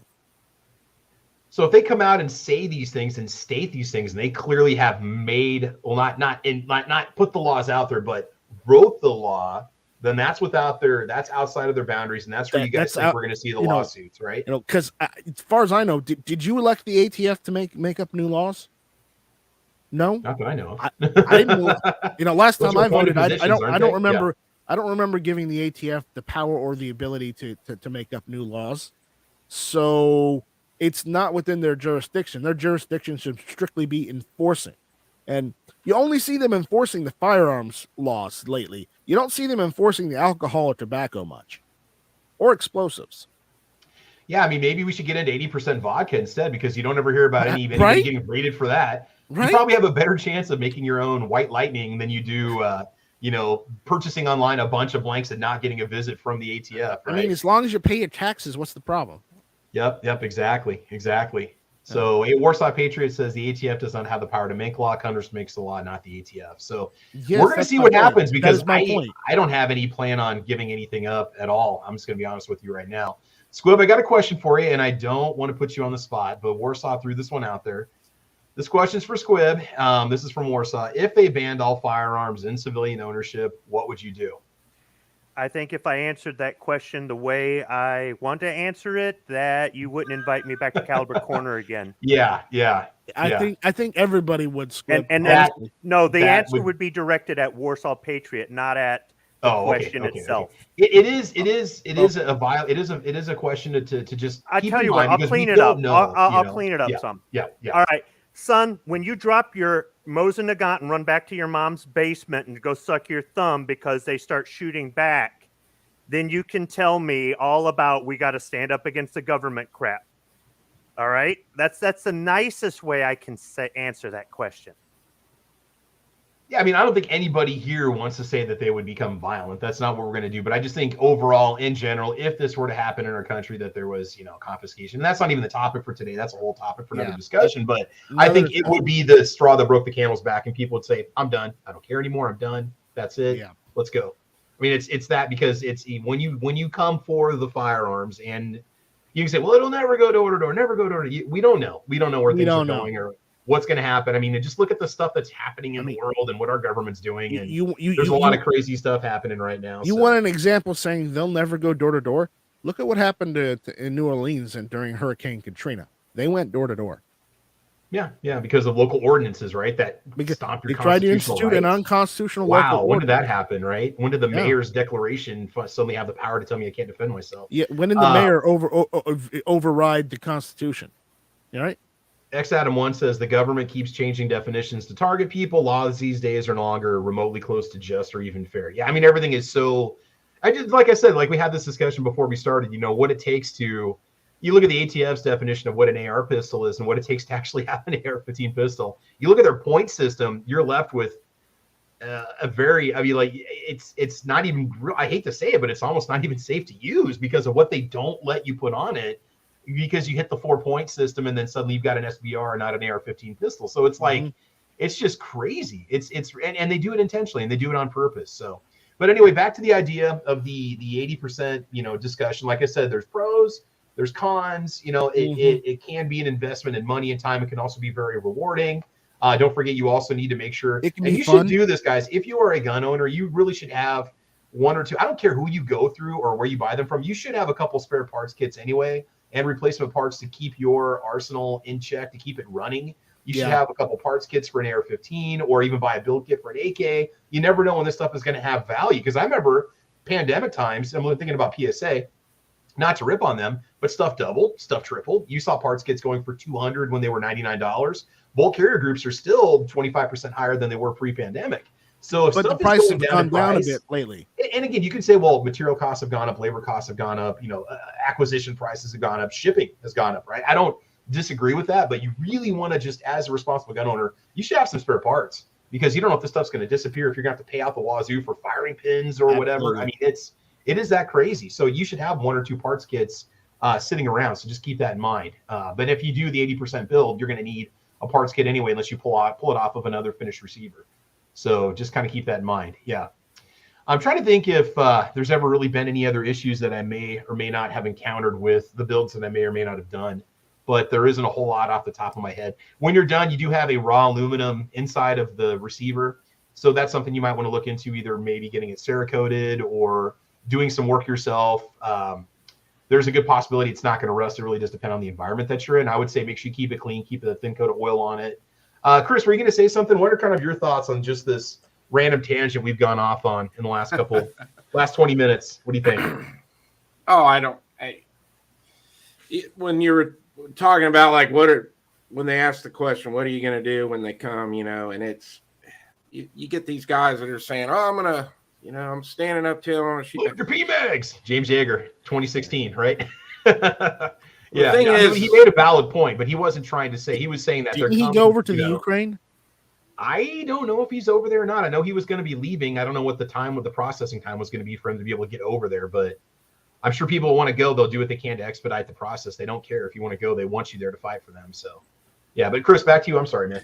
I was just saying, you hear these guys going on tangents and stuff. Nobody knows what they're going to do when they're getting shot at. And, I've got a buddy of mine. He's a cop, and I've shot competition with him, and he's done a lot of training outside of the department and everything. And he ended up in a shootout, and we talked about it afterwards. And he said, I wasn't prepared for it. Like, there's nothing that can prepare you for that. You can train and train all you for want. it. You might be able to react off instinct, but the emotional aspect of like, oh my God, this is happening. Your training will take over if you haven't. If it doesn't, you might not be ready for it. So, yeah. But yeah, as far as the 80% stuff goes, one of the big things you got to watch too right now with like a lot of your aftermarket Glock parts, you get in, you start watching videos and going to forums and stuff where guys do this a lot. You'll always hear that come up, like, make sure you get a factory Glock parts kit. And the problem is right now, those are hard to get because Glock's not selling those to the public right now, trying to, I don't know what they are, like 1.5 million behind right now in production. So you will run into, that's the thing with polymer 80s. You start buying a parts for your slide here, you're buying frame parts here, and then that's where a lot of issues will start because you're going to have stuff that just doesn't work together. And not really related, but the cost of having to pay shipping for one little pin, or the cost to buy a trigger from here, the cost to buy a slide, especially if you can't get free shipping on it. And unfortunately, a lot of this stuff's not available on eBay or Amazon with free shipping Prime, Yeah, and that's the thing too. Yeah. Like a lot of these factory Glock part kits, you can get them on eBay right now, but you're going to pay double or triple what they're actually worth. So for the OEM stuff, where it's like, does it matter? Because if we're in an SHTF, nothing matters anymore. It's not going to matter if you get total civil unrest or without rule of law. Nothing. It isn't going to matter at that point, right? So Derek's got a question for us here. A question for you guys: when you buy an 80% lower and you mill it out yourself and you get it all done, and it's a complete lower, do you have to go and register it? No, don't, Derek. Don't register it. No, don't even try. Don't. Are there any states that don't allow you to? Does California? Can you do? I don't know. If you're not a firearms creator in California, you want to make sure you follow whatever your state law says, because the last thing you want is a knock on the door if you're at the range or you get pulled over and you've got an unserialized lower receiver that you made. You'd want to make sure that you follow whatever your ordinances and laws require. Okay, it's just simply to keep you out of jail. We don't like them. We don't agree with those laws and ordinances, but it's something you want to watch out for. No, you don't want to register it unless you want to sell it. Then you have to go through the process of getting it serialized, getting certification for it, paperwork. And at that point, it's a person's going to be like, I'm not going to give you $200 for that because it's registered and serialized because you want to recoup your losses. I'm just going to go buy a serialized, Anderson lower for $40. Pay $25 for a transfer or whatnot, even then if you don't have to. So what would happen? What would happen if you had your personally, wait, I got to be careful about the wording here. There's a politician that played with that. You're 80%. All right. You smithed it into a firearm, a functioning firearm. It doesn't have a serial number. It's yours. You're not giving it to anybody. You're not loaning it to anybody. Now you're transporting it to a range. You get pulled over for a traffic stop, and in your state, maybe you have to declare if you have a firearm, or the officer asks you, and you want to comply and stuff like that. And they want to take a look at it, and then they're going to run the numbers to make sure it's not stolen. Oh, there's no number on it. Now what? All right. Do you start there quoting the Constitution? See, that's where you get into a gray area about that. And like in my state, there's a handgun registration. If you're 80% lower becomes an AR pistol, do you have to register it under the state law, even though you're complying with federal law because you're not putting a serial number on it unless or until you decide to sell it, right? That's one of those I'm not too sure kind of things. I would contact your state firearms rights organization and ask them that question. They would probably know better. Yeah.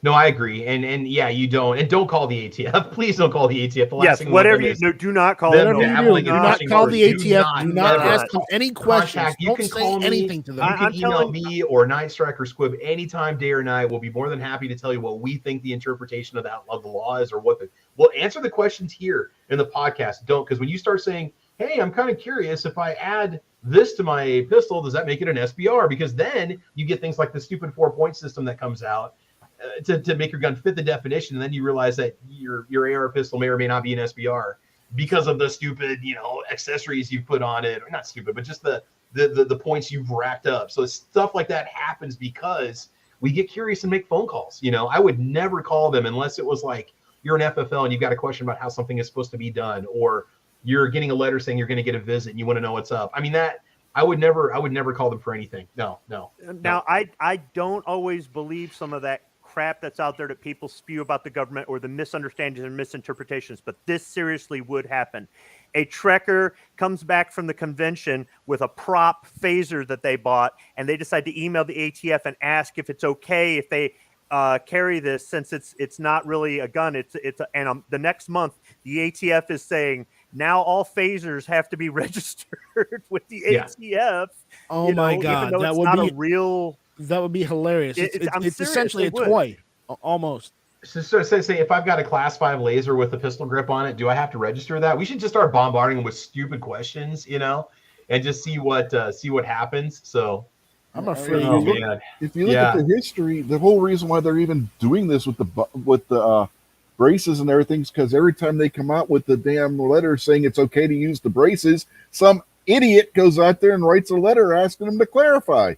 And their heart's in the right place because they want to get permission before they do this, because every time the wind changes direction, the ATF pulls a stunt like this that they're not supposed to pull. I get why people call the highest office in the land and make sure you're covered, but it's backfired on us so many times. I wouldn't advise it anymore. And I am all about doing things by the law and trying to be smart about it, and putting up with things that you don't agree with that aren't right until we can get them changed. That's just something where I would not contact the ATF on. Yeah.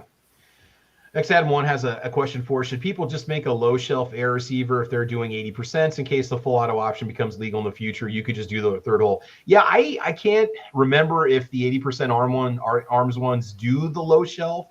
You can, right? As long as you don't drill the third hole, the rear shelf inside the receiver can be at a height that would allow the third hole, which would allow an auto sear, which would allow the finished firearm to become a full auto firearm.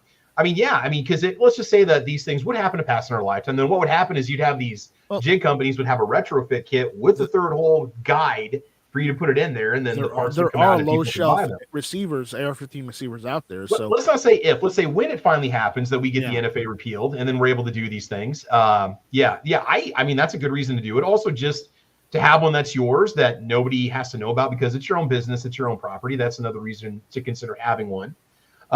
Defense Ed has a really important point that people want to know about. Wait a minute, you mean I didn't have to register my phaser? Defense Ed, why did you do that? We told you not to. We told you not to. We should ask them if we can put pistol braces on our phasers, and if we do, what kind of length of pull is required for that particular phaser. Whatever you do, don't let them know that those Romulan disruptors came across the neutral zone, because now they are contraband. Man, I forgot about that. Yeah, and it was Mr. Spock. His fault that Defense Dad registered. He contacted him and told him he had to register it. So he listened to the Vulcan. Never listen to a Vulcan. Well, Warsaw Patriot, anyway. what the ATIP is doing is all political entrapment. Yeah, they're just another little puppet for whatever administration's in office at that time that they can carry out their will, essentially. So, yep, that's pretty much what it comes down to. So, all right, so guys, we're gonna go ahead and wrap it up. Again, we got out there what we wanted to say and just discuss the pros and cons, an idea about the cost, what you're getting yourself into if you do an 80% build. Like I said, just now before things get crazy, if you're interested in it, I would just say get it. I mean, there's no guarantee they won't say it's gonna be illegal or you have to register it or you need to surrender it or whatnot. Just, I mean, we never know what's going to happen, but since you should always get these things while you can, so that way if something would come up and your grandfather did, you're not out.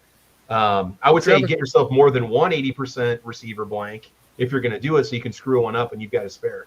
I'd say buy maybe 2 or 3 if possible. So Nice Strike, what's up? Yeah, I would say at the end of the day, get a couple 80% if you want. Maybe save a couple for a rainy day, and just enjoy life. Yeah, absolutely. And while you're enjoying life, a wonderful way to display your firearm is within RLDisplays.com. AR-15 display. Cue Chris over there with the pistol display. There you go. I used to display a firearm on mine. I didn't because I like to show this off and kind of get up close and personal with it. So go to RLDisplays.com. It's a better-known American company that makes wonderful furniture for your AR-15 or your pistol caliber carbine, because yes, RLDisplays.com does take Glock mags. Right, there you go. I've done some videos on them if you want to check them out. Wow, it takes Glock mags. It takes Glock mags, man. And they're working on a second revision to the AK stand also. So there are some AK compatible stands that are in lieu. They will be here soon. So just be ready for that also. A little bit of Rob has to die inside every time he makes one of those with a Glock mag adapter, Mm-hmm. Yeah. Well, he'll swallow his pride when the paychecks start rolling in from people buying those bad boys. Well, the only reason Rob is dying inside as he makes the AK ones is because he can't have a real AK in New York. He has a New York compliant AK, and it's good for opening bottles of beer. He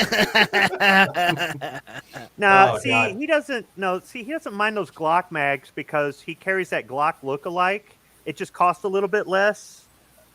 He's all about Glocks. Don't let him fool you. I mean, if you really want to get into it, the lineage and the great grandpappy of the M&P pistols is the Glock, right? Because we had the SD9VE and also the M&Ps, which use a very similar striker you fire heard system. it here on Caliber Corner. Even required, didn't you have the Sigma before the SDs? Yeah, which even required Smith & Wesson to write a royalty check for every gun sold to Glock because of the patent infringement. So you can deny your heritage, Rob, but the truth is that we all trace ourselves back to someone somewhere.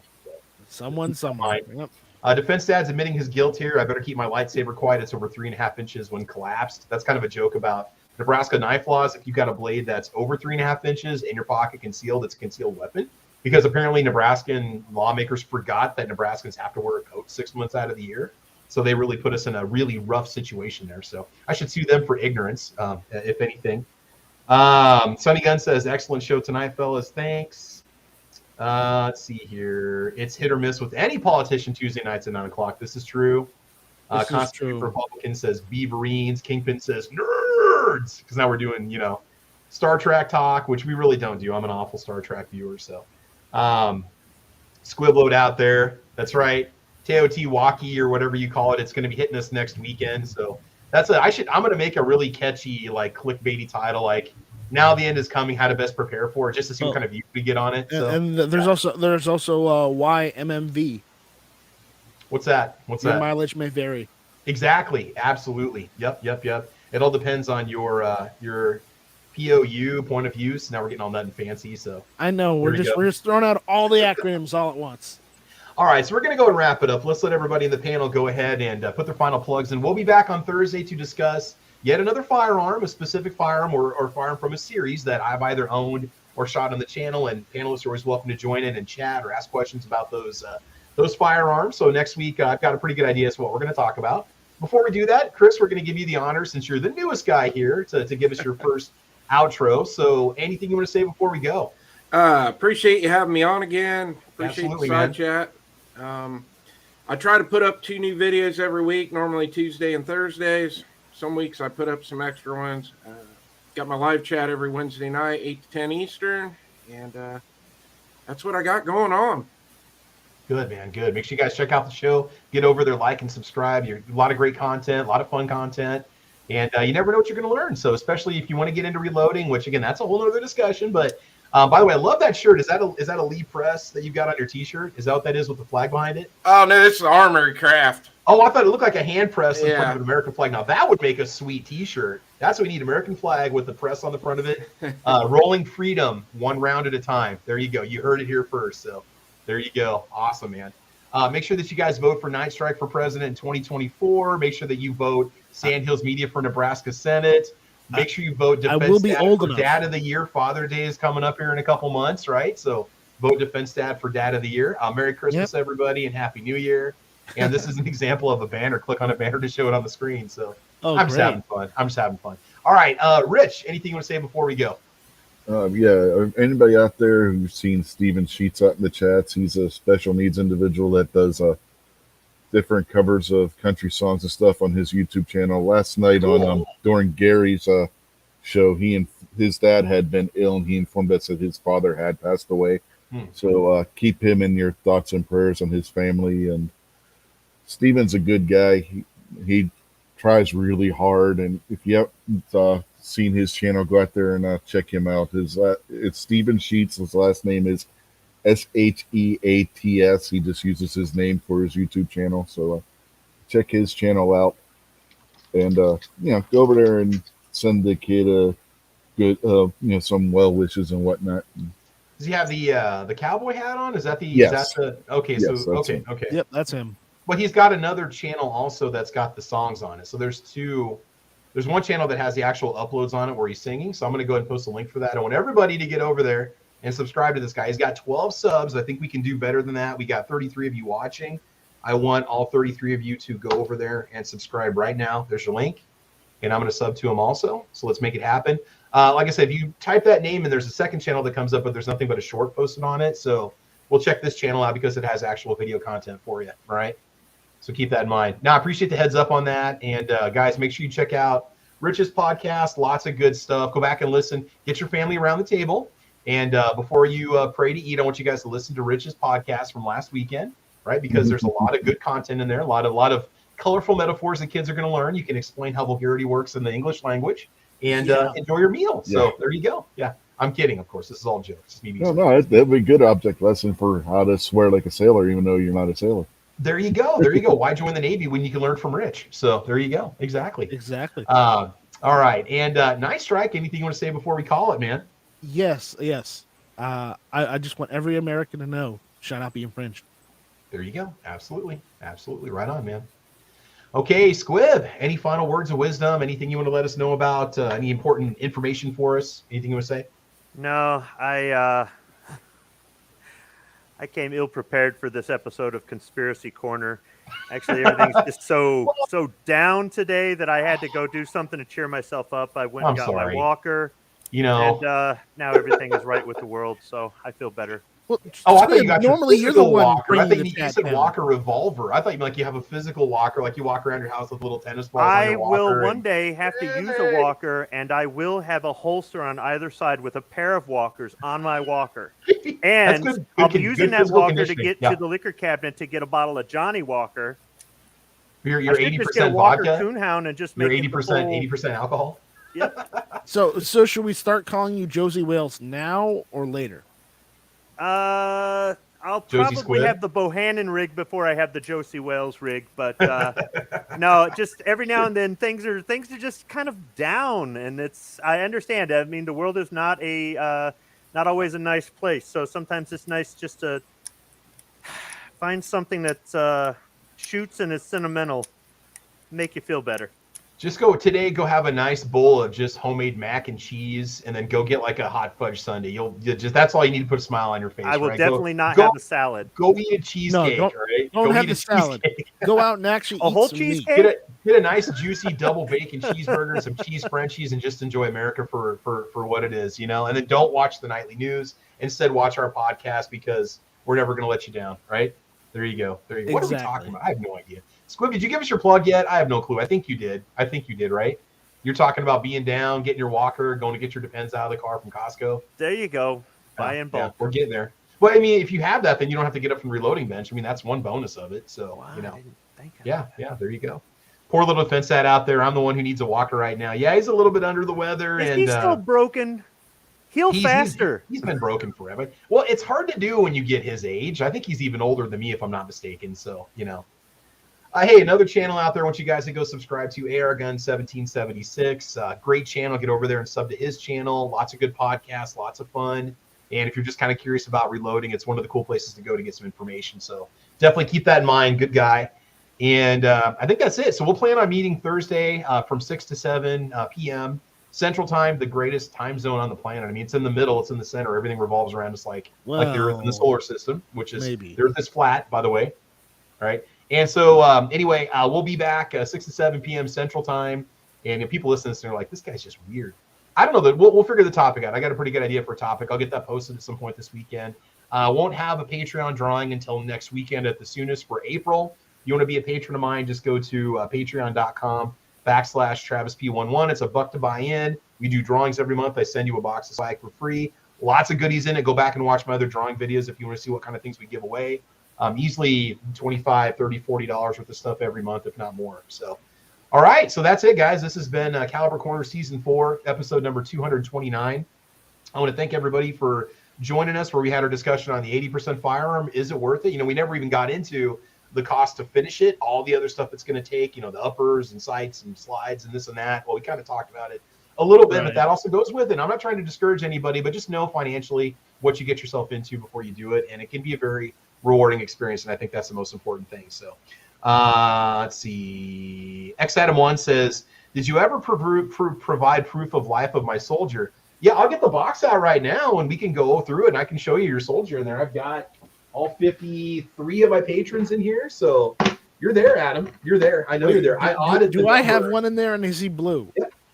No, they're all here. They're all here. I get a checklist out and anybody that's an active patron, I make sure that their soldiers in the box. I take 20 minutes to do it every month to verify because sometimes I'll have a person join late or they join like the day before the drawing and then I add their soldier to the box so I don't forget.